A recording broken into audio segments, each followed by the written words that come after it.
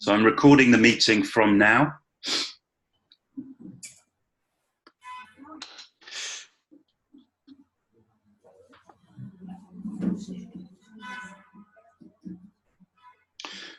Okay, now please forgive me a little bit because I've just arrived back in the UK from Bosnia, and I'm a little bit tired and my brain is a little bit confused. Can I just check, first of all, can you all hear me well? Yes. Yeah? Okay, and I can hear you well as well. Okay. Right, so this session is called Talking to Learn. Talking to Learn. And the idea for this session comes from a wonderful book which was edited by Richard R. Day in 1986. And this is a collection of papers which look at the idea of using conversation as a way to acquire language. And of course, you will notice that this is kind of the opposite of how we often think about language learning. We often say learning to talk a language. We say learning to talk English or learning to talk Arabic. And so there the idea is that we learn vocabulary, we learn grammar, and the product of that is that we can speak. At the end of that process of learning grammar and vocabulary, we can use the language in spoken interaction. So this is very different. This is the idea that actually talking is a way to promote learning. And I want to focus a little bit on the Hands Up project and kinds of things that we do in the Hands Up project which have this principle in mind. Can you see my slides? Yeah, great. Okay, so one of my very favorite quotes, and something that I quote in so many talks that I do, is this quote from Scott Thornberry. So Scott wrote an article for the ELT Journal back in 2001. And in this article, the article was called The Unbearable Lightness of EFL. And in the article, he was criticizing a very strongly academic approach to language teaching. And he was also criticizing a very sort of touchy-feely kind of approach to language teaching, and suggesting instead an approach which is based on dialogue. And this quote, teaching is a dialogic rather than an anti-dialogic or a monologic activity. The saddest complaint ever relayed to me by a student was, our teacher doesn't talk to us. And I have seen so many classes in so many places around the world where the role of the teacher has been reduced to a kind of organizer of the class, where the teacher's role is simply to organize students into groups, to provide activities, to set up and manage activities, and where there's very little communication between teacher and student. And what Scott means there is real communication, not sort of talking about the present perfect continuous or explaining the meaning of vocabulary items. he's talking about actually talking. I mean, like things like just having a conversation about what happened at the weekend, or how people spent the summer holiday, or this kind of thing. Having real conversations between the teacher and the learner. Now, of course, we might think immediately that this is very difficult when we work in a context like Gaza, where classes are very small, very large, and where we might think that opportunities for conversation between teacher and learner are very limited. So I want to look a little bit at some ways in which we can still prioritize these moments.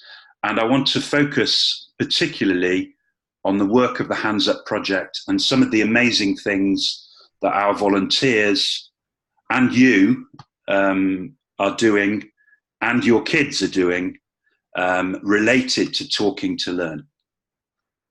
So first of all, some assumptions about what happens in Hands Up Project sessions. So in Hands Up Project sessions, by Hands Up Project sessions, I'm talking about a session where a group of learners in Gaza connect to a remote volunteer or to another group of language learners somewhere in the world.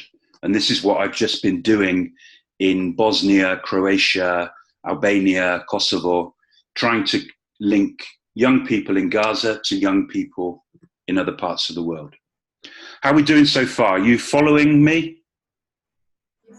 You can still hear me? Okay. You're still awake?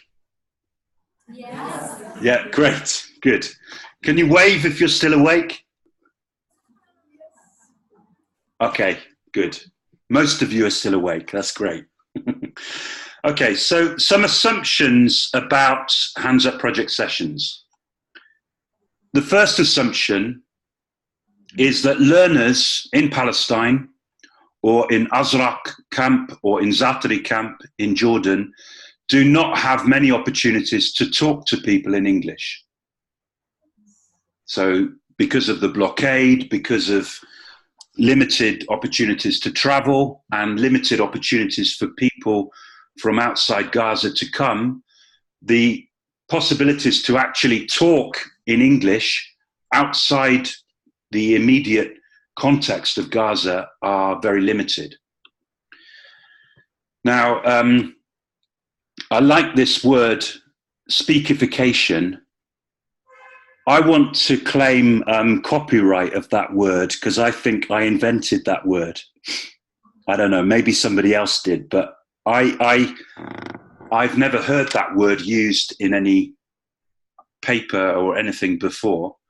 What I mean by speakification, well, what do you think I mean by it?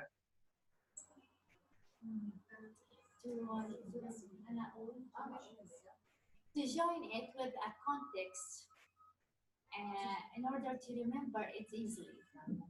Yes, so I think there is a strong link with memory with speakification, yes. So I think by speakification, I mean putting language into its spoken form, using language in a spoken form. And I think this is a way that we can make the language memorable.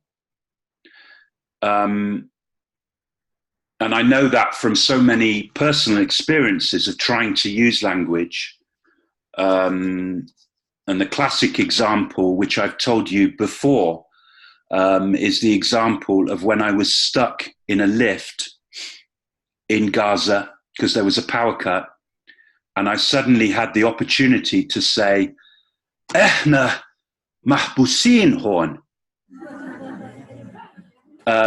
So there was a fantastic moment. Well, it wasn't a fantastic moment because I was stuck in a lift, but it was a great moment when I could actually use a bit of language that I knew in spoken interaction with other people. Now, when we're doing hands up project sessions, it's very difficult to hear what people are saying when we're talking to the whole group and when the whole group are talking to the remote volunteer.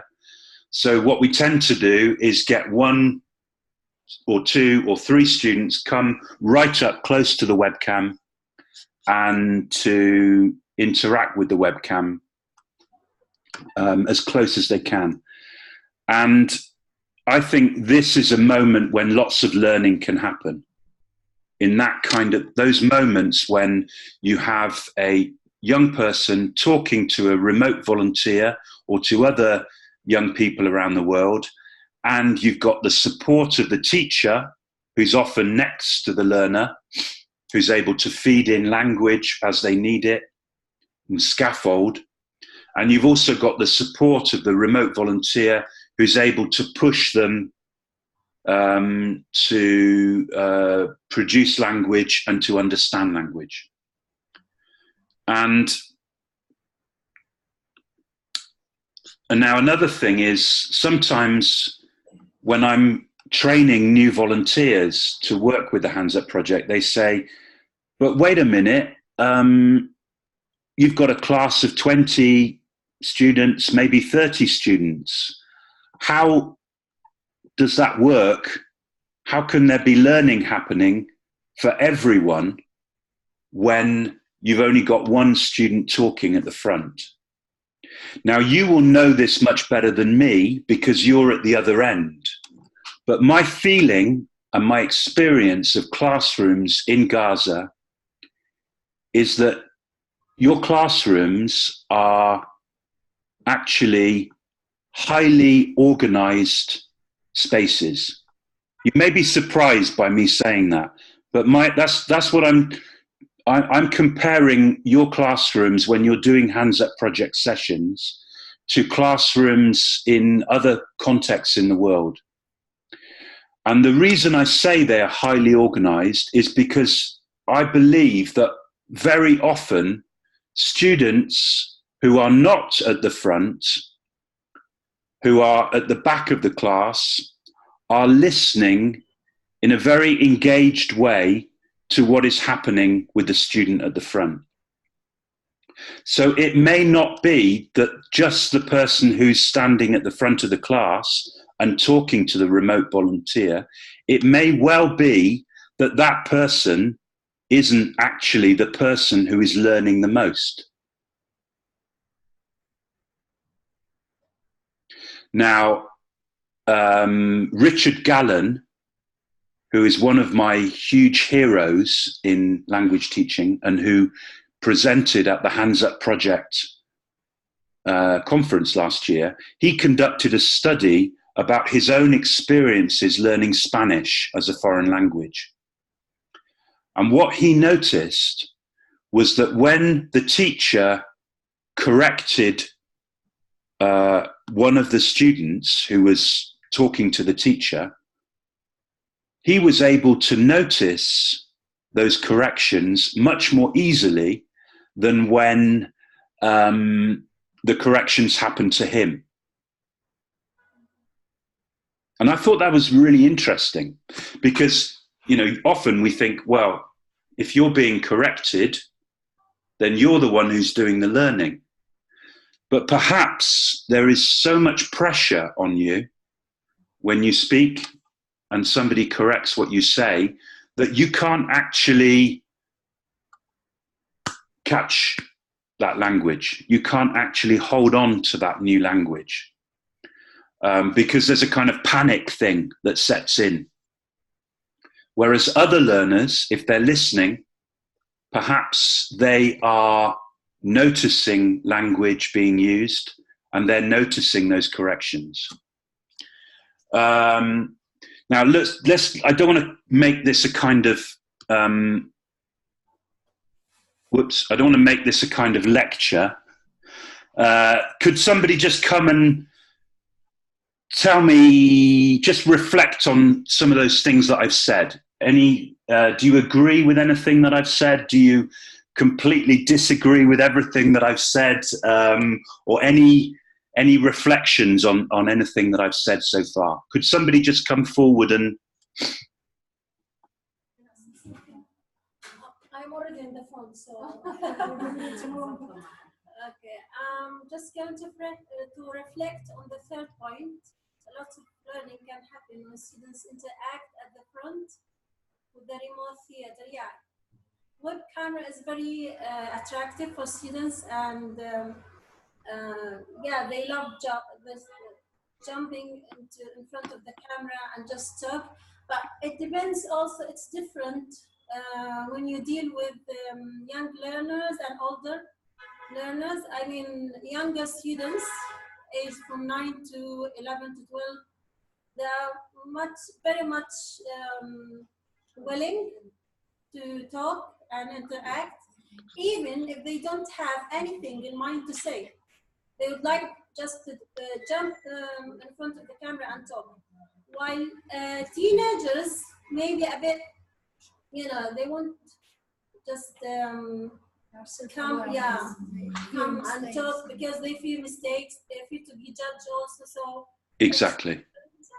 With the age, or depends on the age, yeah. Exactly, exactly. And I think that's a really important point you just made, Amal, because with teenagers, we have this fantastic opportunity to provide them with practice before they come to the webcam, so that they feel more confident, don't we? So they can, you know, practice what they're going to say beforehand, maybe with their peer, maybe they can get support from the teacher. So they kind of plan. So there's a planning stage, and I think that's really important. And that planning stage is probably less necessary with younger learners, or maybe it's even younger learners don't know how to plan so well, do they? They're much more spontaneous. So yeah, that's a really good point. Great. Now, just going back to that. So let's just look at some activities which promote this kind of idea. So one of the activities that I love doing in the Hands Up Project sessions that I do is this idea of a mini talk, maybe like a 1-minute talk. And we've done this a lot with a teacher who's been involved in the Hands Up Project for a long time called Atiya. He lives in a small village near Ramallah. And what we tend to do in his sessions is he tells me what the students would like to do a mini talk about. And often this is related to English for Palestine. So for instance, once he said to me, oh, we've been doing something in the course book about homes, about where people live. So in the next Hands Up Project session, can we get all the students to prepare to talk for 1 minute about their home? So they just have to talk, think about what they could say. So they plan their talks, and then maybe they talk to their partner. So we get that kind of planning stage that you talked about, Amal.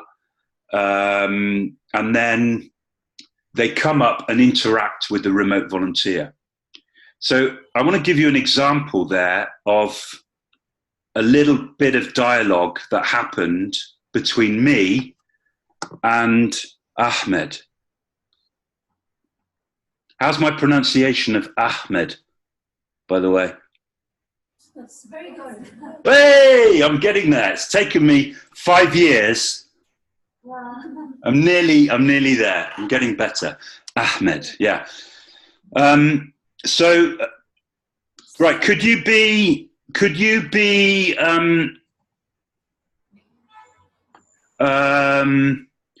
going to be Ahmed. Could somebody please be Nick?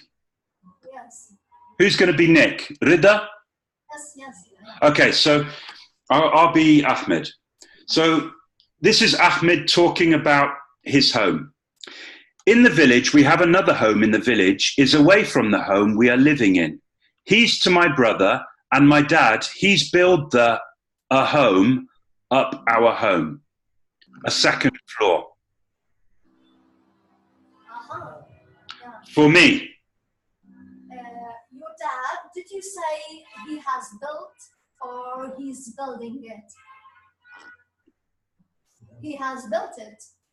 He's a builder. He has built it.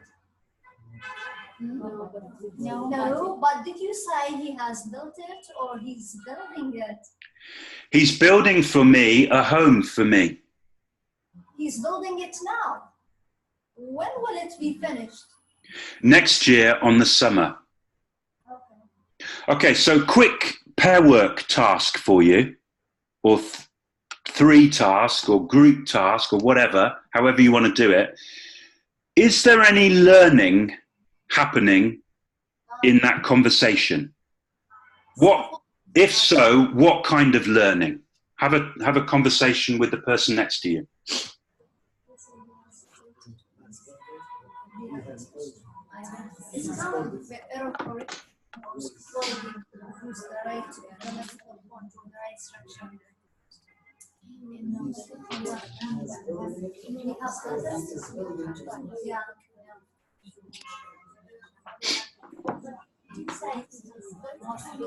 So he is just supporting them in their choice of the correct tense to use, present perfect or present continuous.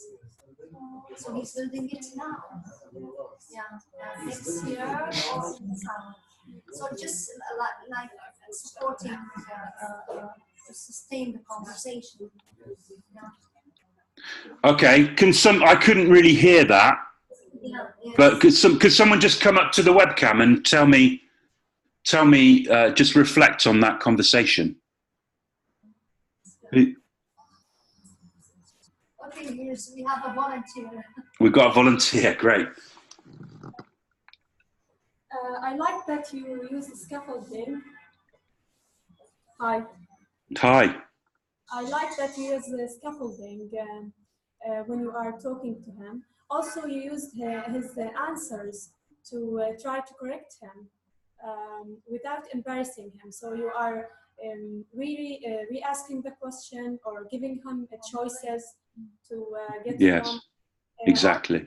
You use the information that he gave you to ask him further questions. And this helped him to get involved. Yeah, yeah. Now, that's right, exactly. And thank you very much for that. I think that's exactly hit the nail on the head. And the thing that I think is interesting about this is that I'm not being a teacher in this interaction. I mean, and I don't need to be a teacher in order for this to happen. I'm just being a person, because I am a person. I mean, you know, apart from being a teacher, I'm also a human being. Maybe surprised to know that. But I think that this is the natural way of responding. I mean, I'm not saying, your dad, did you say he has built it or he's building it? I'm not saying that because I want to correct his use of present simple or present perfect. I'm using, sorry? It comes in a natural way, just like two persons are talking together. Exactly. I'm just trying to understand what he's saying, because I genuinely don't know whether he means that he has built it or he's building it. So in order to do this in order for this kind of learning to take place, and I would say that this is an opportunity for Ahmed to learn something more about the use of the present continuous or the present perfect. In order for this to happen, we don't need a teacher. This could be anyone. It could be another child. It could be another young person in another part of the world.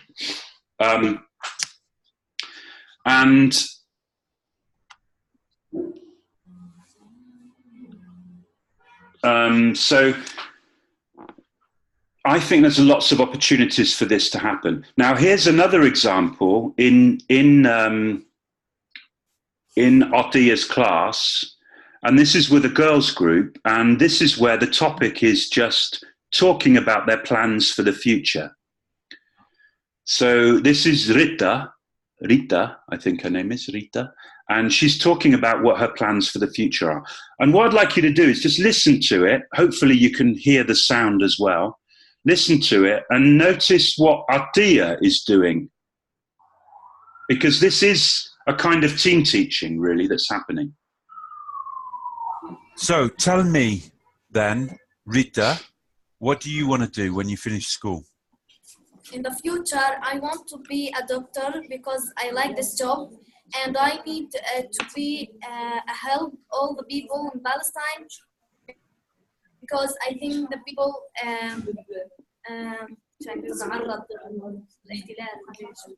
because we are exposed to we are exposed.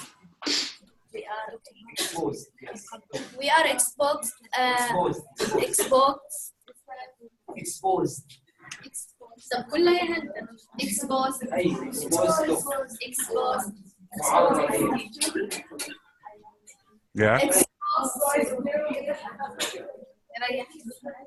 Exposed to Okay, so just quick reflection. What's Atiya doing there? What is Atiya's role? He's trying to give her the language she needs. Yeah. To stop searching for a word. But Yeah. he has chosen a very difficult word. Mm. So that's interesting, isn't it? Because I think the classroom teacher has a really important role there to support linguistically the learner, and they can do it in a much better way than I can because I'm not a fluent speaker of Arabic. However, as you point out, Rida, maybe that word is quite almost too high a word for the learner to kind of grasp. Yeah. So she's comfortable using it. She So wanted that- to feel using this word yeah, there once and twice, but she was not comfortable. yes, yeah. It's unfamiliar for me. Yeah, and totally unfamiliar, and I don't know. But the word is originally hers. I mean, she said the word in Arabic, يتعرض لي. So, yeah, maybe the pronunciation is a bit difficult, but you provided her with the written text, written form of the word. So the word itself, it is hers from the very beginning. So Okay, but you know, you are engaged in a conversation. There's a kind of tension, and you tend to use something from your and she feels confused. Yeah. So you want to be comfortable using a totally new word. I mean, never. She said Okay, yeah, she's quite advanced, or maybe 14 Even or if 15. sometimes you feel that you She was didn't provided with the listen, written form and but she's not comfortable using that word. because it's new, not because Yeah. of the pronunciation itself. Because it's new to her. Yeah. This is fascinating. So look at this example that's happening now between Rida and Amal. This is a classic example of talking to learn, where you're having a conversation about, you know, the pros and cons of. So as I understand it, Amal, you're saying that the word originated from the learner, therefore it's appropriate. Mm-hmm. Yeah, is that right? Yeah. And Rida, you're saying yes, but the word is at a level that's kind of too high. So maybe there's a way of using what the learner gives you, but using a higher frequency word, or a kind of. Or you just using words that the girl knows already. Yeah. You are not supposed to just provide the equivalent, but you can just rephrase what she's going to say using a word she knows, so Yeah. she will be comfortable and confident passing this message. Yeah. So, I mean, you know, Stephen Krashen talked about input plus one, Yeah. didn't he? He talked about just giving, exposing learners to new words which are just a little bit above their level. And Merrill Swain talked about output plus one. So when we encourage learners to speak, we provide them with new words to help them speak, but that they're not so far above their level. I think that that word is probably a bit challenging for them, because you notice how many times Rita needs to repeat it. And still she wants to use it. And probably after the class, she won't find an opportunity to use that word again. So it's a difficult decision to make as the teacher. How close, how much do we scaffold? How big is the gap between what they can do and what we challenge them to do? To raise the bar. Exactly, yeah. So, but look, I just thought this is very interesting. I mean, I think generally Atiyah is very good at this approach. Now, here he is working with a Hands Up project volunteer, Michael. Now, Michael isn't a teacher. He's not a language teacher, but he's been volunteering with the Hands Up project for a long time. And all he does really in the sessions with Atiyah is he just talks to the learners and encourages them to talk. So they might have a topic to talk about, but sometimes it becomes very free and people just chat about whatever comes up. And I love this picture because it shows really clearly the role of both the remote volunteer and the classroom teacher. So you can see that Atiyah is writing up bits of language that come up on the board. He's even writing them on Michael's head. And sometimes Atiyah might stop the conversation and say, "Oh, could you just repeat that, Michael, what you just said?" Or he might stop it and just practice the language a little bit with the learners. So this is why I think this is such an interesting relationship between the remote volunteer and the classroom teacher. And I think that this is why we need to research this more and more. I mean, some people have already started researching it, but it would be great, you know, if people like, I mean, Wetam is in the room, aren't you? Are you in the room, Wetam? Yes? Yeah. Wetam is here. So, I mean, I think, you know, if Wetam was able to, if somebody was able to research how Paul and Wetam work together in a class, it would be fascinating. Say again? We have two teachers from Weam's school. We have Serene and Suzanne. Ah, okay. Oh, Suzanne's here. Okay, great. Yeah.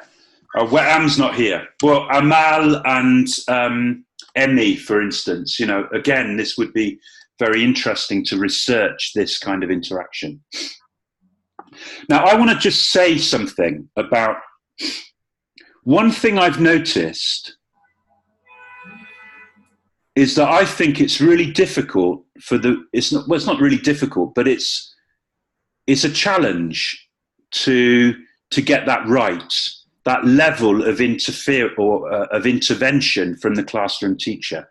And sometimes I've worked with classroom teachers where I feel there is too much intervention, where the classroom teacher is correcting every single thing that the student is saying. And that can be very detrimental, I think, to the confidence and the fluency of the learner. I've also worked with with classroom teachers where I think the opposite is true. where they're not interfering enough, where they're not supporting enough, where the student is looking for words, they want to find a word, and they can't, and it's at that moment, I think it would be really useful if there was someone who could feed in the language to them. So it's a tricky thing to get right, I think, but it's a very important thing, and I think that it gets better when people have been working together for a long time. They start to know how they work, and it becomes easier. So a couple of other activities. By the way, how much time do we have? I'm not completely sure about the time. So we have 30 minutes to go. We've got 30 minutes left. Okay, great. Or 25. Maybe 25. Okay, good. So I think even with lower level learners, even with very low level learners, we can still encourage an approach which is kind of based around conversation. So I just want to play you another video of an activity that I used to do a lot in Hands Up Project sessions, and I call this chatty flashcards. Let's get rid of that.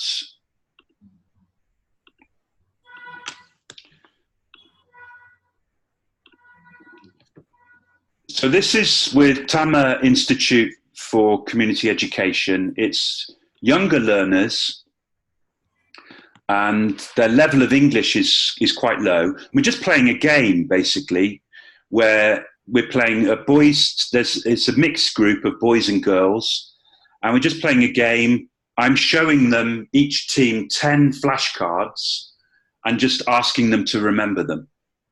I'll just play you the beginning of that. So 10, the girls got 10. Now it's the boys' turn then. Who's going to go for the boys? For the boys. The boys' team. Okay. Yes. Hello. Hello. Hi, I don't know your name. What's your name?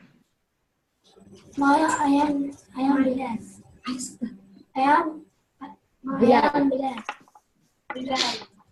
Bilal. Bilal. Do you spell Bilal? Bilal, that's a nice name. So that's like Bilal. Is that right? Yes. Is that right? Bilal, okay. How old are you, Bilal? How old are you? 10. 10. 10 years old. Okay. 10 years old. You got very short hair, Bilal. Very short hair. Yeah? Me too. I just had my hair cut yesterday. Somebody cut my hair. Yeah. Okay, so Bilal. You ready? Yes. You ready? Okay. So the first one is a bike. A bike. A bike. A bike. A bike. Can you ride a bike, Bilal? Can you ride the bike? Yes. Yes? Have you got a bike? Yes. Yes. Great. Okay. Good. I'll just pause that there. So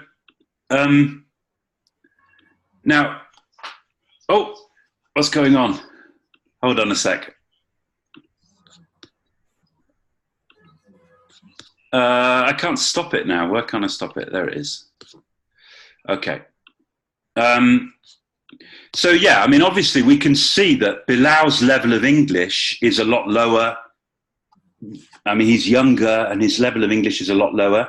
And also maybe I'm exposing him to lots of language which is way above him, all of the cutting his hair and everything. But I mean, I'm trying to just do it in a kind of non-threatening way. I'm just trying to find a connection somehow. And the connection there was that we both had very short hair. But I'm also just trying I think that the way that we can make that language memorable is by conversationalizing it, speakifying it, making it into a conversation. So asking him if he's got a bike, can he ride a bike? All of these things just can help to make the language stick, I think, if they can connect it to themselves. I mean, this is not rocket science. I'm sure you all do this in your classes anyway, when you're presenting new vocabulary. But I think it's an important thing to bear in mind. And this is why I say to new volunteers who start working with the Hands Up Project that I don't believe that we are teachers. We are not teachers in the sense of teaching new words. We are kind of language activators or something like that. We're just people trying to get people to use language. Yeah, any comments or thoughts about that activity? So I just would like to say something, maybe a bit funny, that using too much language may complicate things. Yeah. And it may hinder learning sometimes. Yes. Yeah, they are overwhelmed with English. Yeah. Yeah. Yeah, you're right. So good. That's a nice, good point. You know, that's the other side of this.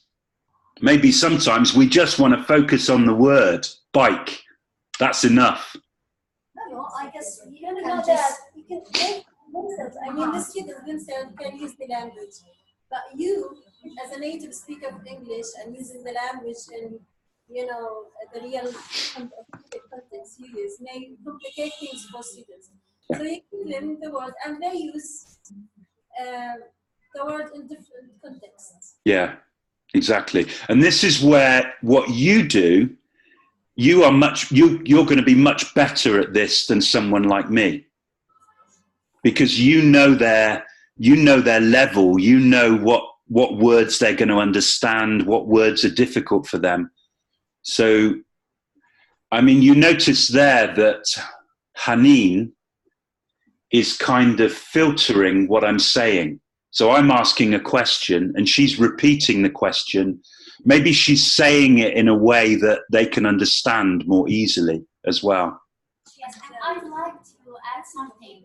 Yeah. A very important point that we should focus upon is the attitude of the learner, and not to be scared or shy to interact with you or with any native speaker.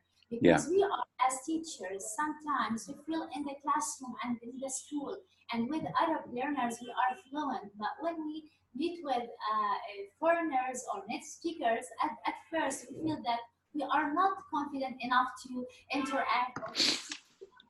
And I think here with the video, Bilal was able to understand you, but the miss repeat the question another time, and this is not true.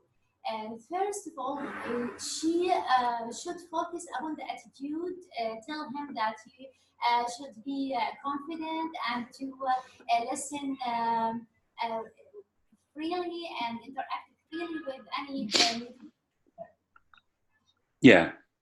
It's a difficult thing to balance, isn't it?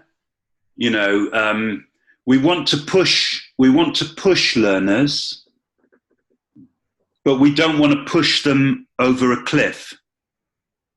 You know, we want to push them so they can fly. That's the kind of idea, not so that they fall on their face. But it's not easy to do it, but it's an interesting challenge for us as teachers. Yeah, great. Thank you for that point. So, yeah, let's just move on a little bit. Now, one of the things that I'm really excited about at the moment is this show and tell idea. And this is one thing that we've been doing a lot in the link-ups that I've been arranging. Excuse me. Oh dear, something's just making me sneeze. in the link-ups that I've been doing with young people in Bosnia and Kosovo and Croatia. So the idea of show and tell. So when I was working with a group in Croatia, and this is Rafa Elite's club, where we have sessions with two different, with a girls group on Tuesdays, or actually two different girls groups on Tuesdays. And this is with a kind of grammar school in Croatia. And they're about the same age. I think the kids in Croatia are about 14, 15, and the girls in Gaza are also 14. And what I asked them to do before the session, well, I actually asked this to the kids in Gaza to do, is I asked them to bring something along to the class which was a kind of important thing for them.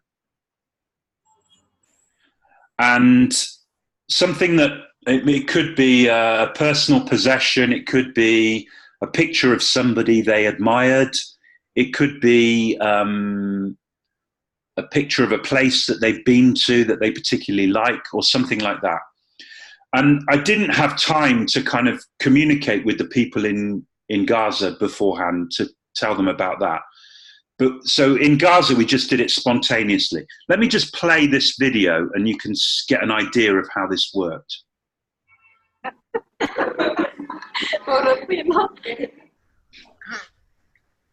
Oh, nice. It's pretty. Thank you. Thank you.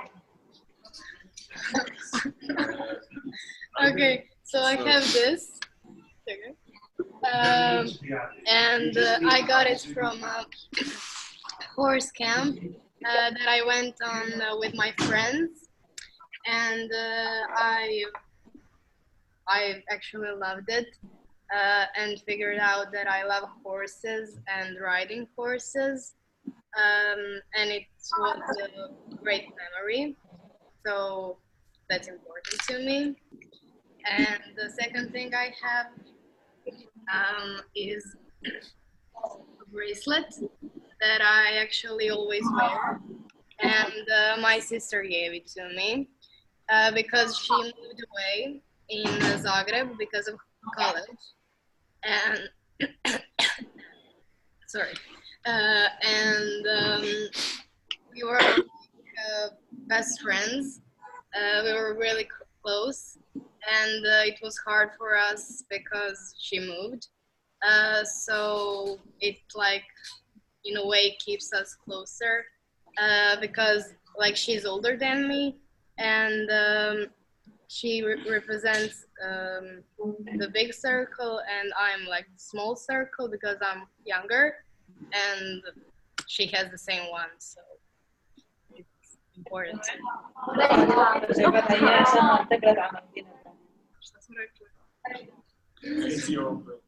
That's great.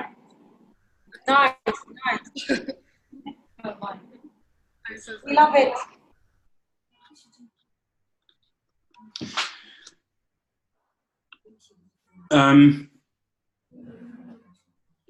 I was there in the room with them, and I just found that incredibly moving when the girl brought the bracelet there and talked about how her sister had given it to her. Could you hear it okay?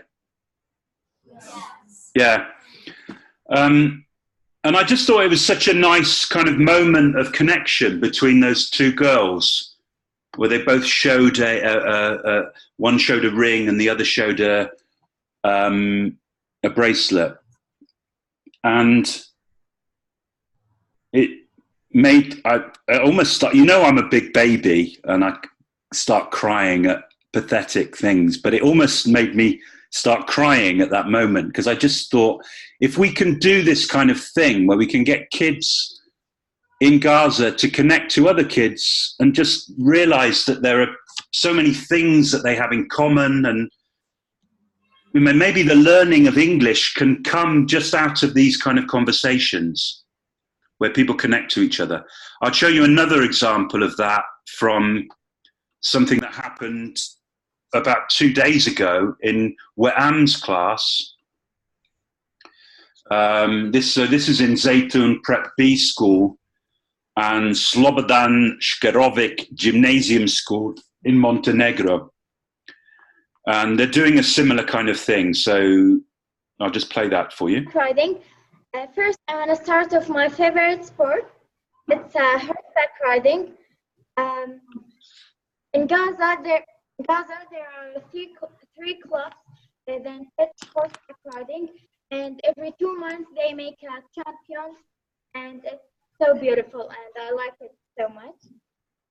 Can you ride a horse then? You ride a horse? Yeah. Really? Yes. Wow. Well, very well. Yeah.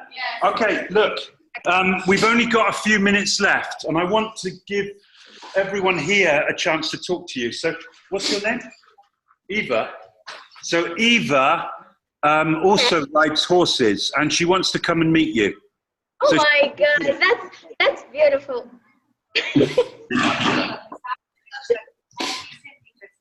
Hi. Hi. My name is Eva. I'm 14 years old. Hello. It's a riding horse. What? I ride a horse also. And I love spending time there. I go to the club. I go to the club every week, and I riding horse for 1 hour. And I ride a horse every day, almost. And I'm a member of that club for 4 years. I am a riding horse for 3 years ago. That's great. You're so beautiful. Thanks.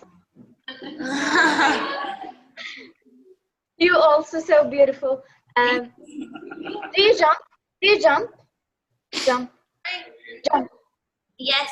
Do you jump? Yes. How tall? What's the name of your horse? I don't have a horse, but I ride a horse named Caesar. It's a beautiful horse. Mine is Darius. Darius. Okay. Yeah. How tall do you jump? Well,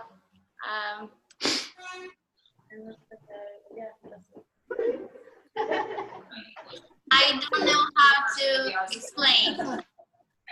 Not the height of it. It's not the highest. Ah. It's not very high. Oh, me too. Also, I jump 18 centimeter. Oh, that's cool. 80. Yeah. Nice to meet you. Nice to meet you too. Okay.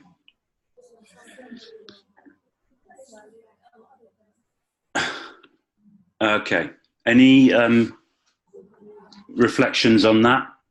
Very natural conversation. Yeah. Yeah.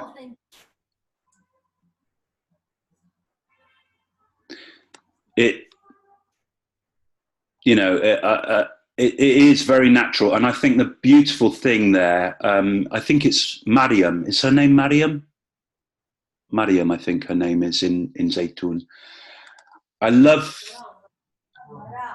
Maram, yeah. I love the fact that when she's talking, you can see her. She's very motivated to speak, and she's also kind of on the edge. She's kind of just, she's comfortable, but she's also being challenged. You can see her thinking, how am I going to express this? And I think that's so useful. Much better than doing a grammar exercise or whatever. Sorry? The important thing that she's talking about something that means a lot to her. She Exactly. Riding horses. Yeah. Yes, exactly. So both are motivated to talk. Yeah. more natural, Yeah. natural than the first conversation. Yeah. I mean, and their level, the level of the students, both students were similar. Yeah. While the first conversation between the other girls, one of them sounded like she just showed the ring, but the other one started to speak, but the other one wasn't communicating with her. Just listen. Okay, yeah, I'll tell you something about that. Now, we had a problem with the sound in Rafa. That's why I didn't show you that bit, because the sound was just so bad. It was kind of almost impossible to hear them. I don't know why the sound was so bad from there. But it's also about a kind of shyness. Now, Miriam and Eva were very natural and very smiley, and that worked very well.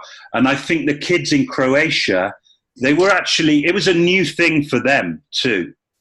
And let's face it, I mean, this thing of interacting to a webcam, through a webcam, is something that you are very good at in Gaza. I mean, this is something that kids have got used to doing this. They know how to get close to the camera and make eye contact and really communicate. And I think that those kids in Croatia, that was a new experience for them. They'd never done that before. And they were a bit shy. But they still really valued it. And the teacher said to me afterwards, you know, even though their level of English is quite higher than the kids in Gaza, it was still a very useful experience for them to talk to someone in another place. And I hope that we can build lots and lots more of these kinds of interactions. So I want to play you a song, because it's time for a song.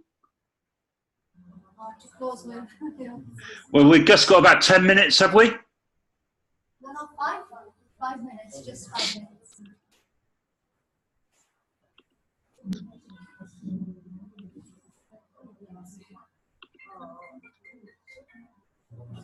Raindrops on roses and whiskers on kittens, bright copper kettles and warm woolen mittens, brown paper packages tied up with strings. These are a few of my favorite things. Cream-colored ponies and crisp apple strudels, doorbells and sleigh bells and schnitzel with noodles, wild geese that fly with the moon on their wings. These are a few of my favorite things. Girls in white dresses with blue satin sashes, snowflakes that... Okay, you know that song? Yeah, Sound of Music. It's from the film The Sound of Music. When I was a child, that song was that film was played every single Christmas. That film was on television, and we used to watch it every Christmas time. But the idea of a few of my favorite things. So this is an idea that I've kind of thought we might want to develop for Hands Up Project sessions, that we ask kids to bring something to class, maybe a bag or a little box or something, and in the box they have a few of their favorite things. So I'm going to share with you a few of my favorite things. So here's the first one. You know what that is? This is from Gaza Beach. No, it's not actually. It's from a beach near where I live, but it's a piece of sea glass. So it's glass that's been in the sea for a really long time. So you can see it might have been in the sea for maybe 20 years. So it's smooth, it's not sharp. And it's got, it's also not transparent anymore. So it's almost becoming like a stone, or it's like nature has taken it back. Nature's taken back the man-made thing. And I've always loved this. This is one of my favorite things. I always feel pleased when I find this on the beach, because it's such a kind of, I don't know, it's such a beautiful thing and such a nice representation of nature being able to control things made by man in the end. So that's one of my favorite things. So, you know, I was just thinking that here's another one of my favorite things. This is a book that's just been given to me by the War Childhood Museum in Sarajevo, where I've just come from. And in fact, it wasn't given to me, it's given to the children of Gaza. So the people at the War Childhood Museum I gave them a copy of Toothbrush and Other Plays, and they've written in the front of the book, to the children of Gaza from Sarajevo and the War Childhood Museum, 31st of October, 2019. And this is, I'll bring this book with me when I come to Gaza, but it's got lovely memories of, you know, that Sarajevo experienced a siege for, I think it was 5 years. And this has got little reflections from people who lived during the siege. And here's a nice one that I picked out. This is a diary that a child kept, and they wrote the diary in English. And here's what the person wrote. It just says, diary, written in English. That way, it looked as though all of this was happening to someone else. Jonica, 1976, Sarajevo. So she kept a diary in English so that she could kind of have some distance from what was happening. She felt if she wrote it in English, it would seem like it wasn't happening to her, it was happening to another person. So I'll bring this book with you when I come to Gaza, and I don't know where we'll put it. Maybe we'll put it in the UNRWA library or something, so that children can have access to it.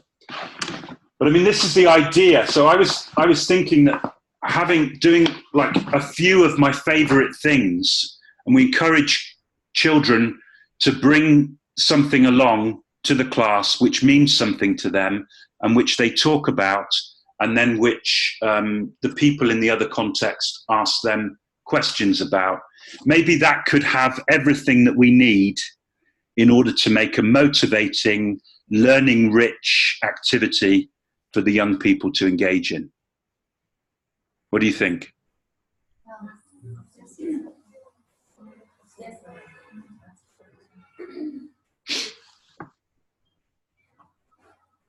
Yeah?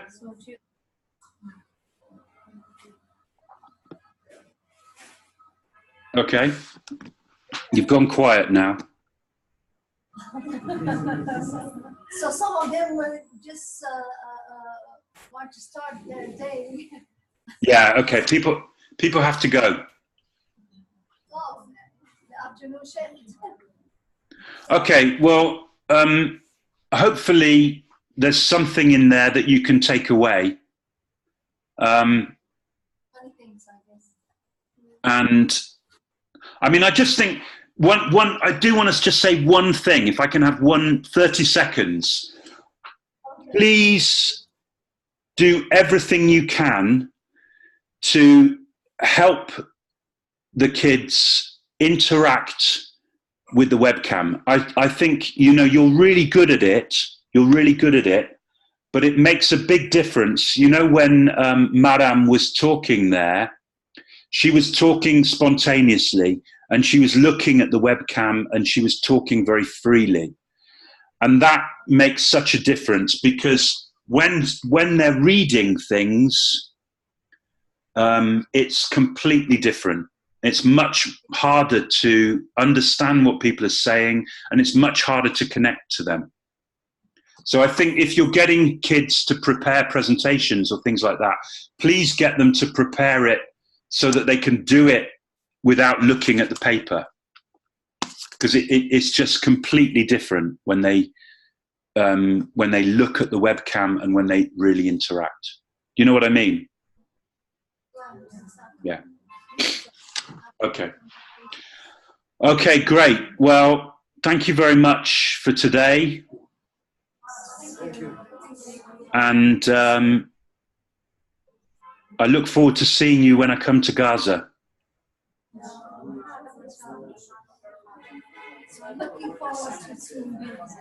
Yeah. Okay, so I'll make the recording of this available. I'll put the recording up on YouTube so that other teachers can access it later. By the way, the connection's great today.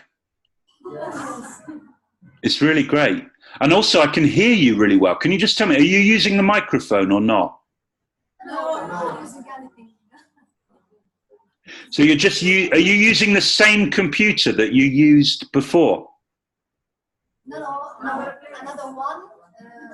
This is the first time I use their computer. Can you please keep that computer? Because that computer's brilliant. Can you keep it? Because it works, the sound is really good. I can hear people, even if they're not close to the webcam, I can hear them. Yeah. Yeah. Okay, great. Rida, do you have to go? Because I've got something I just need to check with you. Do you have to go now, or? I don't have to go, yeah. You all have to go?